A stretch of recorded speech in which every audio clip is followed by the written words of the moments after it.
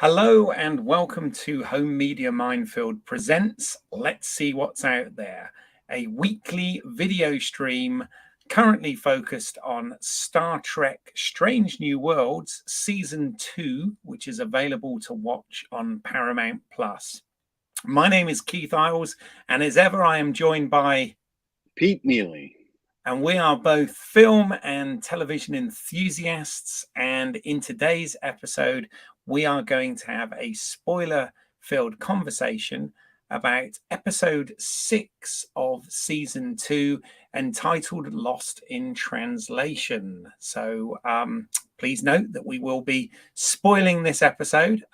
There is actually another episode that's already been released at the time that we're recording this. So yeah, we're getting bombardment by Star Trek episodes at the moment, so many that we can't keep up, what with Comic-Con and all that sort of stuff going. But anyway, if it's your first time here, welcome. If you enjoy this type of content, please do consider giving us a like, hitting that thumbs up, subscribing to the channel, and if you hit the bell icon, you'll get notified as and when content drops on this channel. This channel is really focused on film and television. We don't just talk about Star Trek. We talk about other TV shows and movies and all sorts of things. And we also do, as the name of this channel suggests, home media reviews. So physical media reviews of things like Blu-ray and DVD and 4K UHD. We've done it for some of the Star Trek films and shows as well. So that being said, we do have a loose format to our show, which is basically we talk about the episode in a quick summary. We look at some of the production credits. We have a bit of fun where we talk about Easter eggs and references and connections and all that sort of thing. We do a bit of speculation on where we think this is going, and then we really get into our nitpicks and thoughts on the episode, and we've got our rank stripe rating system. So that's what you can expect if you've not been here previously. How are you feeling, Pete? How are you dealing with this Trek? Sorry, say the question again. Sorry, I said, how are you dealing with all this Trek that we've got coming our way? Actually, I'm rather enjoying it. You know, I always love getting to see some new Star Trek. So any day with a new Star Trek episode is a good day. Good. Well, on that note, let's hit it.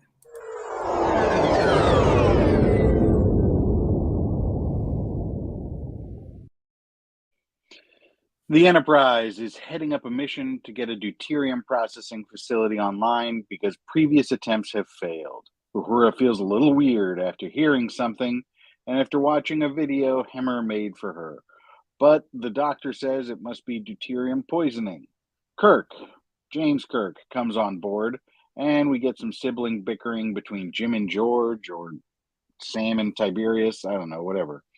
Uhura's having visions of horrible things, and Wen ends up with her punching Kirk in the face. Una and Pelia are trying to get the deuterium facility up and running, but it looks like it's been sabotaged.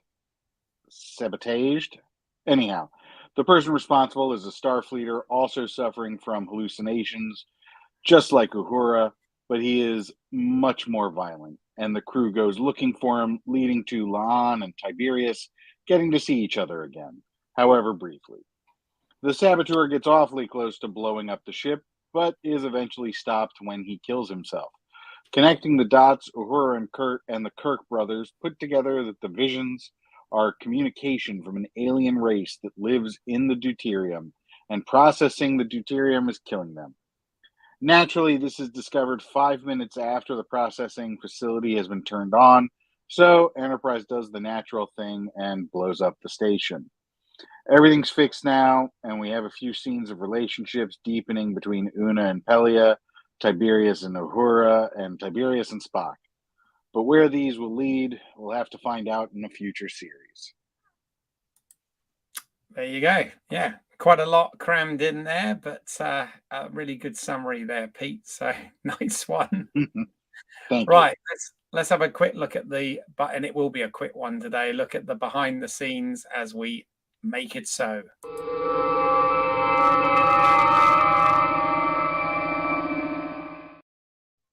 Alrighty. The reason I said this is be a quick one is I think we've spoken on previous shows and whatever about most of our writing, directing, creatives here behind the scenes. So this episode was directed by Dan Liu. Dan has indeed directed other episodes of Star Trek, which is why we've talked about him before. Most recently, he's done Star Trek Picard season 3, which is where we would have spoken about him. So please do go back and check out those episodes if you haven't already. But yeah, a lot of stuff for television, including The Walking Dead and Fear the Walking Dead. Also, the TV series Kung Fu, For All Mankind, NCIS Los Angeles, and he did direct one of last season's episodes of Star Trek Strange New Worlds as well, entitled Memento Mori. So I think that was the 4th episode of last year's season. So there you go. So he's done some Trek before, so he's well known in this particular quadrant, so to speak. Directing, writing credit wise, we've got 2 writers credited for this. We've got Anitra Johnson and David Reed. Now, I know we've spoken about David before. I think this might be the first credit as a writer of an episode for Anitra Johnson. She is usually, from my understanding, involved in the writer's room, but doesn't necessarily get credited on the episode. And I think this is actually her first actual credited episode as writer, which is good. Looking at it though, she's going to be credited on some further episodes because apparently episode 8 and 9 of this season she's also involved in as well. But previous to that, had been a production assistant on a short film called Driven. So I think this might be employing new people into the creative industry, which is good. David Reed, as I said, we've already talked about him, but just to sort of summarize, he's worked on the Lake Placid film series, doing some of the sequels to that film. Also worked on the TV series Supernatural, Revolution, Aquarius, and The Magicians. Oh, and also on The Boys as well, which has a slight Star Trek connection there as well. But yeah, that's this week's behind the scenes credits. Nice. Told you I'd keep it a bit brief for this week. So David Liu also did For All Mankind, right? I remember that when we did Star Trek Picard, and I just want to again recommend that series. I love it. No, I must check it out. I am a big fan of Ronald D. Moore, who is the show producer on that show. Obviously, he started in Star Trek and obviously went on to do things like Battlestar Galactica, which anyone who knows me knows I'm a massive fan of that. So yes, For All Mankind, which is sort of speculative fiction, right? It's one of those what if scenarios, right? What if the Russians won the space race, or got, well, they sort of won, but got to the moon first. That's the thing, because I think they were sort of ahead in the space race anyway, weren't they? but there you go. And hey, who knows? Starfleet would have been a different thing as well, right? Oh yeah. Okay, so just for a bit of fun now, it is time to get your coffee cup ready or your drink cup ready, and let's have some tea Earl Grey hot.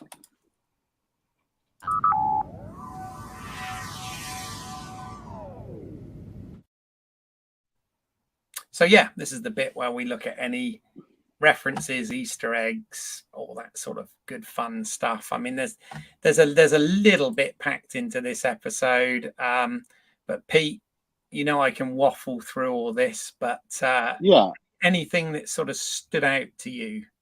So I'll hit. I just have 3 that I think were pretty obvious. So Hemmer is back, right, which is nice. Yeah, I'm pleased about that. Yeah, we get to see him again, which I really liked. We have deuterium, which is called out in lots of other Star Trek. I think it's definitely in Enterprise a bunch as they visit a couple of uh, processing facilities that do deuterium processing. So that's fun. And then I guess the one that's gonna lead to the most discussion is that Kirk says that his father worked on the USS Kelvin. Yeah. So yeah, Cool. Yeah. No, absolutely. Well, yeah, all of those ones that you identified there, I've included here in some sort of pictures, but it's mainly sort of stuff to talk around. So yeah, I do believe deuterium has been mentioned on other versions of Star Trek. So yeah, good spot there.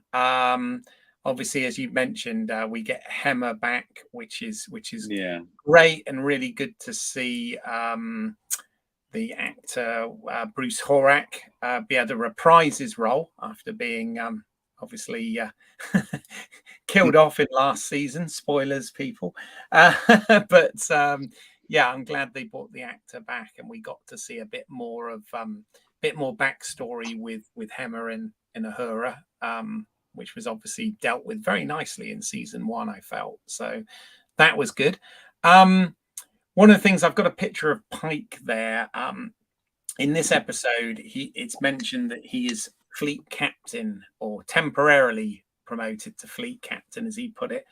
While they were doing this, that kind of obviously links with the original series and the canon, if you like, because when Kirk was asked if he'd ever met Captain Pike, he did say, this was in the menagerie, he did mention that he met him when he became fleet captain. So obviously they've Oh, sort of crowbarred that in to make that line of dialogue make some sense. And I noticed he got a new badge for this. Again, I feel it's only temporary, but it kind of signals sort of where the movie badges will go, where you've got the circle behind the delta. And again, in terms of continuity, this sort of ties in with Discovery. We saw that some of the Starfleet admirals indeed had circles or laurel leaves or whatever around the delta logo. So I suppose that kind of ties in with that, which is good. Yeah, you mentioned the thing about George Kirk, which was Sam and Jim's brother, father, and the fact that yes, in this continuity, obviously we are not in the Kelvin timeline, we are in the Prime timeline, so they keep telling us. But of course, George Kirk would have still served as first officer on the USS Kelvin. In fact, the very beginning of Star Trek 2009, which we saw, would have been that, which then gets interrupted at that point by yeah. Nero's ship coming through and changing the timeline at that point of convergence. In obviously the Kelvin version, George Kirk fights off the Romulans and dies in the process. But if that hadn't have happened, the continuing voyages of the USS Kelvin would have remained. James would have been born probably when they got back to Earth, so he'd have been born in Iowa, as in the canon. And yeah, it's great that sort of still makes sense and ties in. And obviously, in this timeline, George Kirk is still very much alive, and both of his sons are having this sibling rivalry, trying to sort of live up to his expectations and whatever. So I thought that was pretty cool. What else did we have? Of course, I've got here as well pictures of this. So we've got the Kirk and Uhura meeting for the first, Oh, yeah. and obviously, I guess there was some slight reference to the way in the Kelvin timeline Kirk meets Uhura at a bar, ordering some drinks, and in the movie, in the 2009 film, Chris Pine's Kirk clearly hits on Zoe Saldana's Uhura, and who can blame him? But that's it's kind of made an assumption in this one that he was hitting on her, where I don't think he necessarily was. But that was obviously some reference there, which we can dig into and talk about more later. They also have the conversation, Kirk and Uhura, in a massive quarters about facing death, which is obviously something that Kirk indeed talks about in Wrath of Khan, having to face death as part of Starfleet. So I don't know, that was a little reference as well. We get more about Uhura's family backstory, which was set up in season 1 of Strange New Worlds, about the shuttle accident that her family had. That came back as part of her visions in this one. And also there was a name drop of Admiral Nagura, who is the admiral that Kirk has to go and see in Star Trek the Motion Picture to get the Enterprise back. We never actually see Admiral Nagura, but in our good friend Vic Mignogna's Star Trek Continues series, at the end, you actually have, I can't remember the actor's name, but he actually cast someone to play Admiral Nagura in the final moments of that show. So that's worth a watch. And in terms of first meet, we also get the first time Kirk and Spock meet in the bar there. This is the first time they obviously introduced in. This is where it gets a little bit confusing and timey-wimey. This is where they've met and been introduced in the Prime canon timeline. Obviously, we have had Kirk appear twice already in Strange New Worlds, but they were both from alternate timelines, either future or present timelines. So this is not still played by Paul Wesley, but it's not the same Kirk we saw in those instances.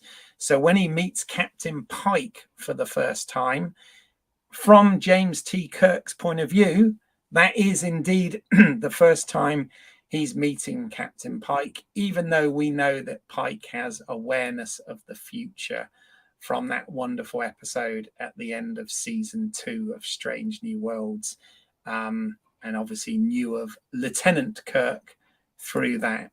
But it all gets it can all get a bit bogged down and confusing with that stuff, can't it? So yeah.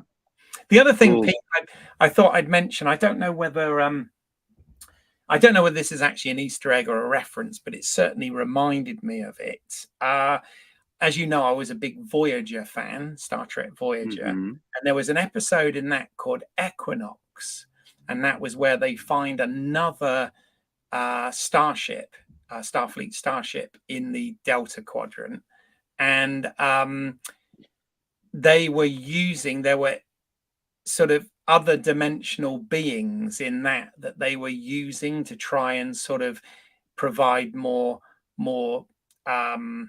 resource and fuel and things of that nature to their ship, involuntarily and whatever to the thing. And it kind of reminded me of that, with the fact that we've got another dimensional being that they're not aware that they're harming in this episode. Does that make sense?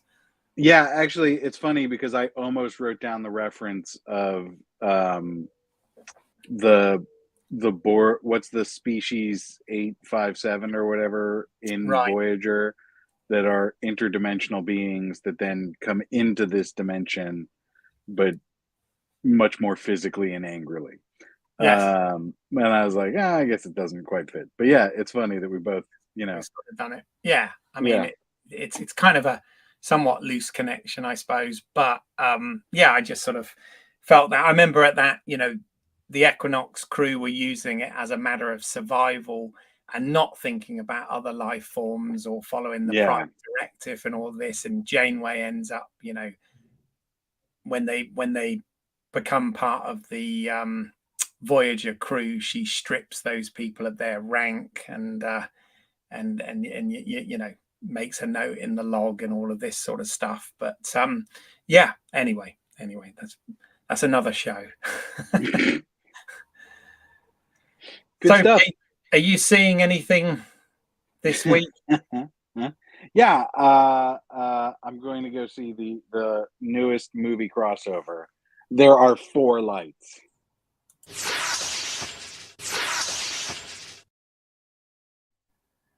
Yeah, well, when another episode has already dropped speculation as to where Yeah, it's going, yeah, it's yeah. kind of cheating a bit, I suppose. But anything just generally about this season that you think we might get before the end of it? I really, noticed how they're playing up um the interpersonal relationships. And so uh I wonder. Sorry, I'm trying not to cross streams because I realized I was just about to reference something from uh other episodes that are out. But yeah, I don't know. I'm not 100% sure where they're going with that. I guess like the Pelia and the Una interaction in this episode, Hmm. I was like, oh, that's a little funny, right? It's a little strange. Not sure where that's going to go. Um, yeah, I guess they're really hamming up, or they're playing to the interpersonal relationships, Yeah, and we'll see where that leads. yeah, no, absolutely, absolutely. Okay, well, I guess it's time to really talk about what we really think and draw a line. Yeah, Yeah,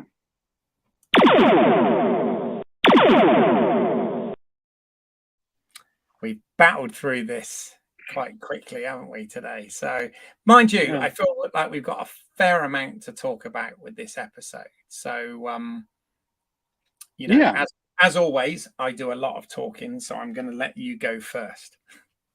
Um, so I think first, let me say, you had mentioned, I think last week or the week before, about the horror episodes from season one. Hmm. Um, and I got the feeling that this was definitely more in line with that. Um, it had sort of a horror feel to it at times, which I liked. Um, the overall sort of story was, I thought, sort of very Star Trekky, right? Like there's a problem, Hmm. we solve it.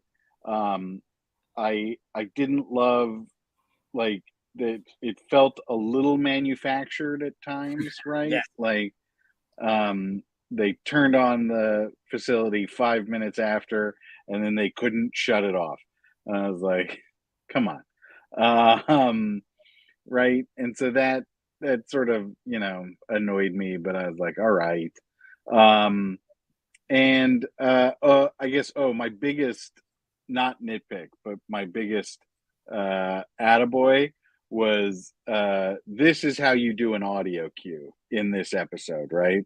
They have an audio cue just like the Lotus Eaters episode, except the audio cue is not unbearable to listen to. yes, It is yes, slightly disturbing. yeah, It's not a good audio cue, but it doesn't make you want to turn off, the device you're watching on. yes, So I was like, oh, that's how you do a spooky audio cue. yes. Um, and I really wish they'd done something like that in the other one. Hmm. Uh, That's a fair comment. Yeah. yeah, right. I mean, it was really hard to Hmm. listen to that. Kirk feels a little jammed in here, not like, doesn't quite make sense. We don't get what I felt would be like the natural payoff between him and Lon. There's like, three lines, and then that's it. Um, I don't know. I guess it wouldn't, it wouldn't have worked with the story they were going for, to have um Kirk and La'an like deal with the saboteur thing, and Yeah. have have Uhura and Sam, George, Sam, whatever, um, deal with the interspace beings. It just felt a little weird that at the end of the episode, his brother's like, I'm going to go write a paper on these beings. And I was like, with what? You spent 5 minutes on this problem and then you guys blew them up. Like, that's not a paper, that's a post it note. Mm-hmm. But yeah. Cool. Those are my feelings, right? It's a mixed bag, I guess, is the overall sentiment. Okay. Yeah. I mean, from my point of view, I would say that this is one of the which you may say isn't saying a lot, but it's one of the stronger episodes this season for me. I liked it in that maybe it's partly to do with the horror elements, who knows? Yeah. But what there were a lot of things. I've got nitpicks, obviously, but there were a lot of things that I did like about this, and I thought they handled well. For a start, it was great to see Captain Pike on the bridge commanding the starship and not in his massive quarters cooking. Yeah. That was one good thing. Obviously it's hard to criticize anything with Anson Mount, because I think he's just really good and just really sells this whole thing. I'm loving the fact that we dug a little bit more into Uhura's backstory, because of course we absolutely know where Uhura ends up and how important she is to Star Trek, of course. But the character previously was always a bit sort of underserved in terms of especially backstory stuff. So I'm loving it that we had, what they're kind of doing. I mean, they're doing a lot of things I don't like this season, but one of the things they are kind of doing quite well is we are still getting to use the ensemble, but every week they seem to focus on a different character. So it's a little bit more character centric, and as I said, Nyota gets her due in this one, which is good. And in terms of being, the whole, is it Star Trek? Are they exploring strange new worlds and all the stuff we keep? Although they weren't really exploring strange new worlds, they were exploring another life form here. It became the problem of the week type episode, and like the fact we were dealing with an interdimensional life form, that was good. It was nicely handled. I thought that was all quite nice. But a lot of the other characters had things to do as well. Obviously, we've already mentioned that it's great that Bruce Horrick came back as Hemmer, which was amazing for him to be back in this and have some more of that backstory fleshed out. It also dealt with something else, which I kind of realized the show is in some respects, and maybe I'm giving the writing more credit than it deserves here. I don't know, but I find in some ways it's almost being a little bit of a voice of the audience with some things here. And what I mean by that is I have not warmed at all to the character of Pelia. I find her extremely jarring, the choices she's making for this character. I'm finding it extremely jarring. I'm not really enjoying it. But what I kind of liked was they put both Uhura and Una sort of in that space where they're holding a little bit of prejudice against that character, because, or that officer in this case, because she has replaced someone that they had feelings for. And that's, I guess it did make me, it's always good when Star Trek makes you reflect, right? And it did make me kind of think, yeah, that's maybe kind of how I am, because I really liked the Hemmer character. Loved the fact that it spoke everything Star Trek. We were getting an Anar stroke Andorian character that we hadn't had before. They, in terms of the sort of outside of the universe thing, the diversity box, they'd actually used a vision impaired actor to do so, and I'm thinking, well, that's why not? Rather than have somebody act blind or whatever on there. So that was great, and all this, and it was real emotional impact to lose one of the few characters that were original to the show, to lose in the first season. And it did make me think maybe I'm kind of, even though I'm finding the performance jarring, maybe I'm kind of missing that engineer character. And I'm wondering actually whether they're going to do like they did with Next Gen for the first few seasons, where we're going to have a sort of revolving door of chief engineers until, like Montgomery Scott or something joins the Enterprise. It does make me sort of wonder that. But I'm finding that a little jarring, and I did sort of find the way that both Una and it was more understanding from Uhura's point of view, because she had a really friendly relationship with Hema. But then again, I guess number one had served with Hema for enough time as well. So I don't know. But sorry, before I waffle anymore, I want to give you the chance to comment on that. No, I love that point, right? I guess I hadn't internalized it yet, but it is interesting. I also have not been super enjoying Pelia, right? But this is just a moment for them to, say like this is different. And yeah, you're feeling the difference, but that might not mean that it's bad. Yes. I don't know. We'll have to see. I feel like funny voices are never a good thing to introduce, right? I mean, it's a choice, and obviously that actress is renowned for making interesting choices, but it's whether it's in an appropriate tonal film or show or whatever. Whereas I feel in this maybe not so much. Yeah. I don't know. I'm finding whenever she's on, I'm finding it somewhat jarring. But as I said, that might be my own preconceptions about how the chief engineer should be and all of this sort of stuff. A little bit like Una's points, if you like, because Una had problems with the sloppiness of the character, right? And it's like, you're supposed to be the chief engineer. What are you doing? You're supposed to be around for thousands of years. Why have you not got your act together? That kind of thing, which I like. I thought worked.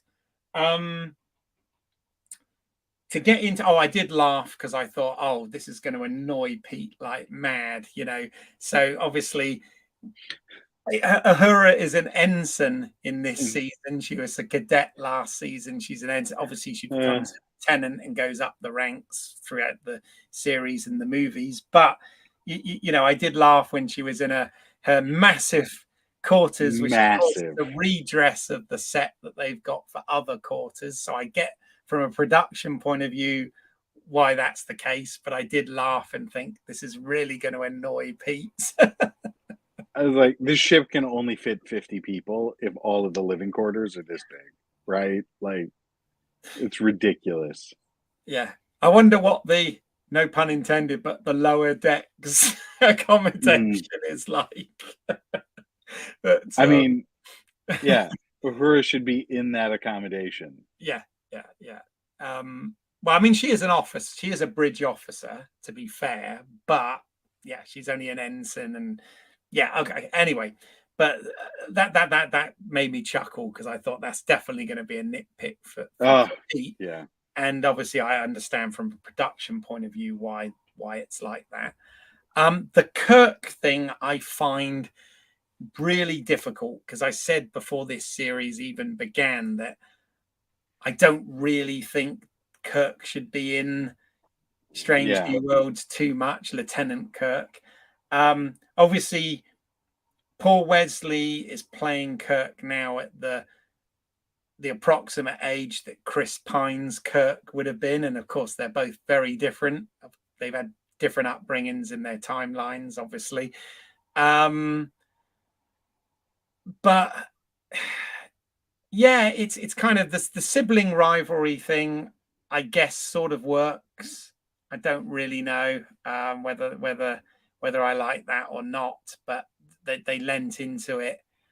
Um, you're right. The thing with Leanne is funny because obviously from her point of view, you can feel the pain of that. And obviously, she got in touch with him, but he remembers her from the communication that she made at the end of that episode, tomorrow, tomorrow, and tomorrow. Yeah.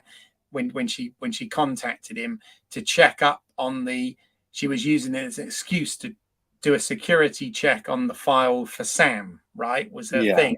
And he remembers that. But what I found interesting, he said, Lieutenant Leon Noonien Singh. He called her by name, right? Which again I find a bit weird because in Space Seed he doesn't know who Khan Noonien Singh is, and it's just like that's such a specific surname, such a specific family name that that's a little bit, if you want to get really into the weeds and pedantic about the timeline, it's like I loved him meeting Pike for the first time, and as I said, I think that whole fleet captain thing was kind of crowbarred in a little bit to make that line make sense. Work, yeah. Which they've got bigger problems than that, really, haven't they? But okay, that was okay. I mean, I guess he had to meet Spock for the first time at some point. So again, prior to when we see him in the original series. So we had something, I guess, kind of iconic there, which, if it's not overdone, could sort of work. One of the things, again, and this is sort of a modern Trek thing, right? Modern Trek, the whole, I don't know whether you've noticed this, but the whole vernacular is very 21st century. We've talked about it, Very. the use of profanity and stuff in other shows, but also there's kind of a snarkiness to some of a flippancy to some of the dialogue, which I don't feel is believable of a future organization like Starfleet. I kind of have little issues with that. But one of the other things I've noticed that's very current Star Trek, and many people will probably say it's about time. So I'll sort of caveat by saying that. But I notice I do feel that throughout this show, we get a lot of the time where the men in it are made to look a bit buffoonish, and the female characters almost a little arrogant. Like, for example, I love what she's doing with Uhura, and I love her acting and everything. And I feel that this is more of a writing and a direction thing than it is an actor's choice. But just the instant assumption that Kirk was hitting on her just because he made a comment about the fact she ordered Sorium brandy or whatever it was. Yeah, he made a comment and she instantly said, "I don't want to be hit on right now," like instantly. But then, obviously she accidentally hits him in the corridor and has to, do the dermal regeneration to his nose and all of this. But it's the fact that she's kind of eye-rolly about it and not really apologetic. I don't know. Is this something I'm picking up on because I'm one of these, white heterosexual men or something? Or I don't know. I just sometimes feel there's a little bit of an air of that to some of these choices.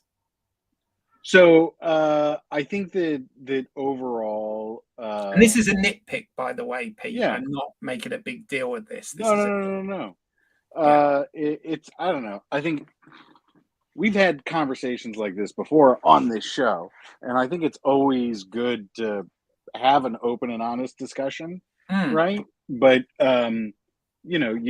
I think that the death of open and honest discussions is when you're not willing to look at all of the data, right? Of course. Um, and so in this one, like I'm open to looking at the data, right? Because I think that it is, um, I think that there is a perception.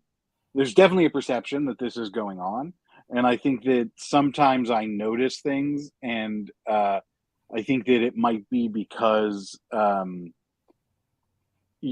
trying to overcorrect for past mistakes, Mhm. um, uh, and by we I mean society, Yeah, yeah. the And or media, filmmakers, filmmakers, right? writers, Yeah, and stuff. Yeah. are so hyperly aware that for many years, uh, we had these tropes for females and tropes for men. Um, and if you didn't fit into one of those tropes, like they just cut, you Mm. weren't put on screen. So And I it's get and it's the good and it's good that we're pushing back against the tropes. Don't get me wrong. good that we're I pushing don't back have against an the issue with tropes. that. That's not what I've got the issue with. I just sorry, When let it you finish. becomes, Sorry. I think, right, like what you're trying to say is that it becomes an issue when, like in the 50s and 60s, right, you didn't have a woman on screen if she wasn't in a bikini, right? Plus minus, right? Like Yeah, yeah. if we look at, if we just keep it within the Star Trek world, right? Like we've got 7 of 9 in the tightest of fitting clothing, right? It's like, and they did that because, uh, Jennifer Lean's Kess was no longer, I guess, as attractive to the writers, right? So they were like, get rid of that one, bring in another one. Um, And they and did it with so T'Pol. They did it with T'Pol in to Paul, yep, you know, yeah, they didn't give her a and uniform when she got made part of Starfleet, and it was like, why yeah, not? Yeah, but yes, yeah, and like you can do that in every single Star Trek, right? yeah, Except for maybe the animated ones, whatever. Um, and so there's like this. Where was I? I was like, so there's there is, I think, this overall effort to push back, right? What the point I want to make is that I didn't see it in in the Kirk Uhura interactions, right? I okay, guess I didn't see it there. I think when you say like the buffoonery, right, and um, making the males the butt of the joke so that the females can be the heroes, right? Um, uh, I kind of understand that, but I don't know that it applies in this specific instance. right. The For I think. me, Sorry, oh, carry on. no, no, no. So for me, the bar scene and the follow up scene, um, they felt realistic, and I know it like might be 21st century realistic versus 23rd, 24th century realistic, which would be its own problem. But the I guess the experience of just a strange person starting to talk to you at a bar when you're in a mood, like saying like, no, no, no, please don't, right? Not interested, is was such a natural thing to me. Like it didn't seem like they were trying to make him a buffoon. They were just trying to say like, this is the headspace she's in, this is the headspace he's in. And when it goes to uh the outside the turbo lift when she breaks his nose, right? Um, it I didn't feel like he was buffoonish then. He was Right. like he actually like partners with her, right? Oh, totally. Yeah, Uh, yeah, yeah, yeah. No, no, no. and I is agree with like, that. yeah, I think that the bit with the it wasn't so much that obviously she didn't mean to do that. It was because of the vision she was having that she's yeah, yeah, broke his neck, hit him in the face. That bit was fine, and you're absolutely right. He partners with her. What I thought was, and again, it wasn't the way it was acted. It was the way it was written. Maybe more was he's still a senior officer. He's a lieutenant, right, from a different ship. Yeah. And there wasn't a lot of, oh God, I'm terribly sorry. I didn't mean to strike you. Instead, she actually says to him, will you hold still and stop being such a baby or whatever? When he's, and I've only seen the episode the once, so I may be quoting this incorrectly. I've not had a chance to rewatch it, but I just remember being slightly pulled out of it at the time, thinking, what? Interesting. So that scene when they're back in her massive quarters. Yeah, no, right? I was distracted by that Yeah. as well, by the way. Yeah. Yeah. I guess I took that scene as them, like, they're trying to build the relationship of Kirk and Uhura being equals, right? Yeah. Co-members of the bridge. Why he selects her, no doubt, to be a bridge officer on his crew when the Yeah. ship becomes his. You know, they're Yeah. forming that relationship now. Yeah. And so I didn't think of it as like an imbalanced relationship, because I guess that's what it's all about, right? Like, we previously had a strong imbalance between male and female roles Mhm. in cinema, and now at certain times it is being overcorrected, right? And you don't do certain things now because it would be perceived as old-fashioned or out of touch. Mhm. But I think that there is a sweet spot where some of these roles we get balance and parity. Mhm. Um, but then, it people are like, well, is that just because, is it too much the other way?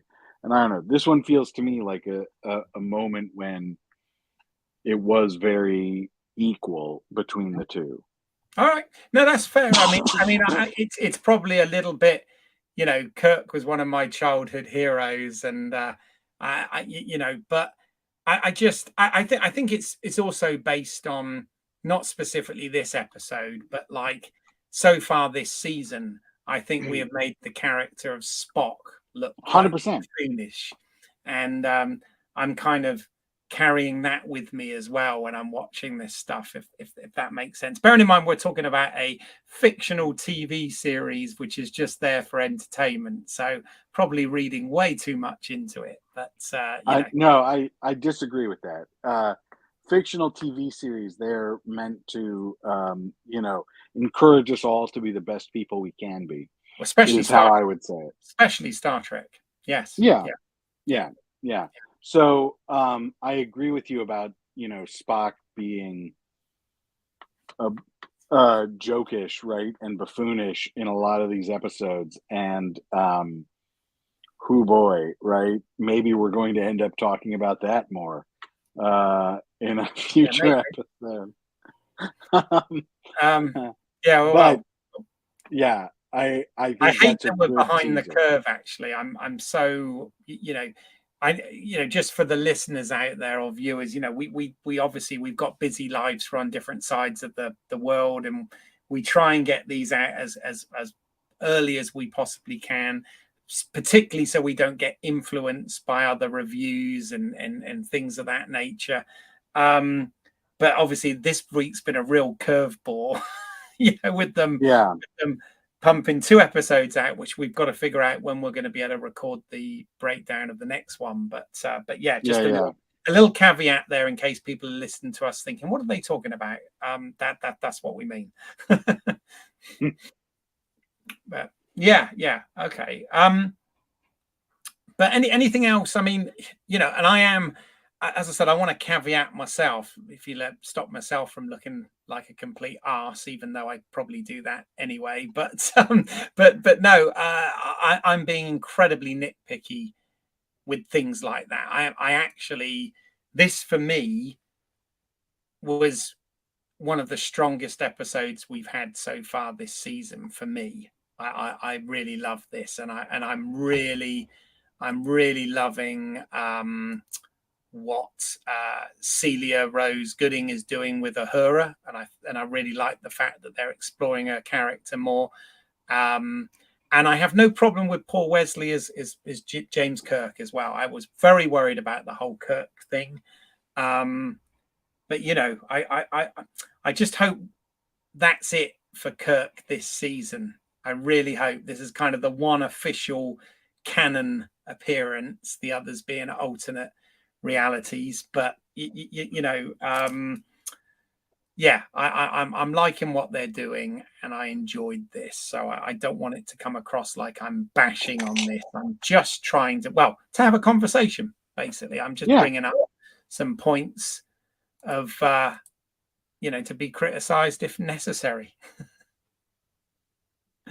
Yeah, I don't think there's any need for criticism. I think it's a good conversation point. I think it speaks to the fact that this episode was sort of so Star Trek, right? That like there's not a lot to say. It's just a very generic Star Trek episode, right? And I don't know that generic needs to be a bad term, right? But it's like it sort of hit the basics of a Star Trek episode and nailed it. For me, it's not one of the best of the season. I think I enjoyed a lot of some of the other episodes more. Right. But I think you and I have a difference of opinion there on the first couple of episodes. Surprisingly, some Yeah. who have watched this that we know have been surprised by how our opinions have been quite different on this so far. Yeah. But yeah, I mean, I rewatched the time travel episode a couple of times now, just because I really enjoyed it. Anyway, should we do our rankings? Yes. Sorry, I jumped a slide there, but yes. Okay, so our ranking system. So where are you going to be this week then, Pete? So I think that this is sort of straddling the line between lieutenant and lieutenant commander. I think I'm going to put it at lieutenant commander, just because I think the horror bits were done really, really well.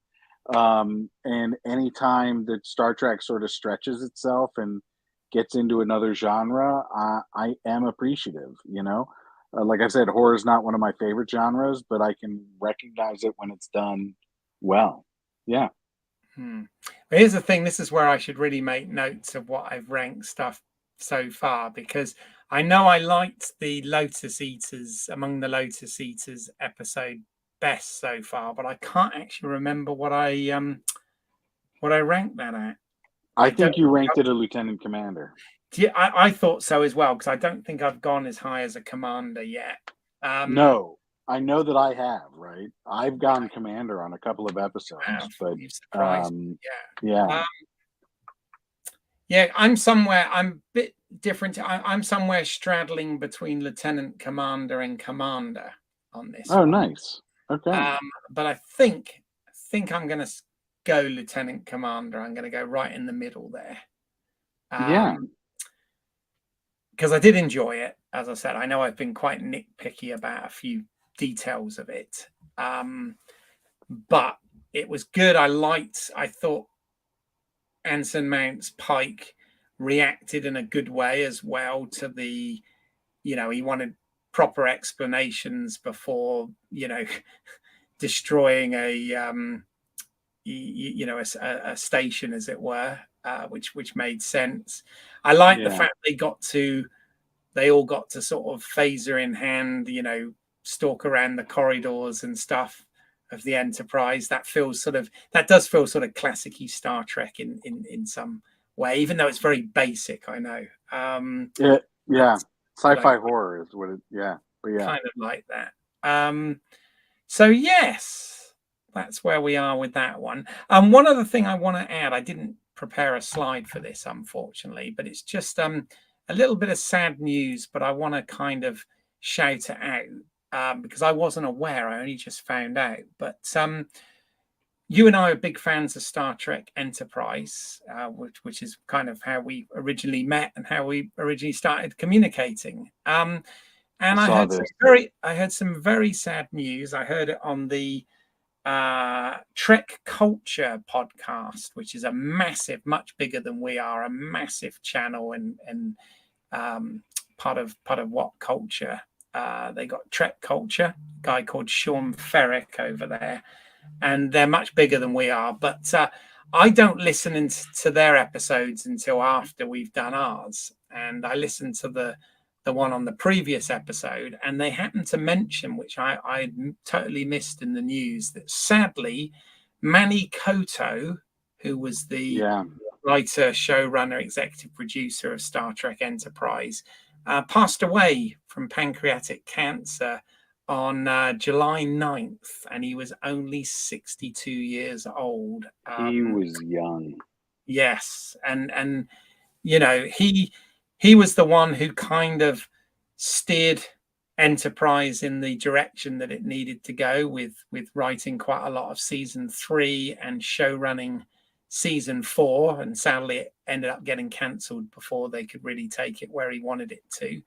But he also worked on shows like 24, which I was a big fan of. He also went Odyssey 5, Tales from the Crypt, Dexter, an American Horror Story. So he worked on a lot of that sort of genre stuff, and I thought really made some significant contributions to it. So I just thought I wanted to give a shout out to him and applaud his work, if you like.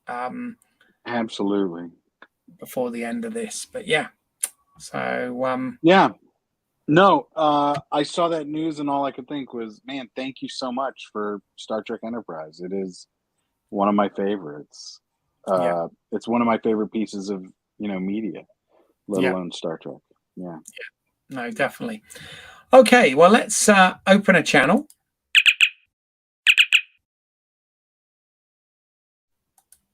Okay. If you are watching this on YouTube, please do take a moment and check out the Let's See What's Out There podcast and get this information audibly.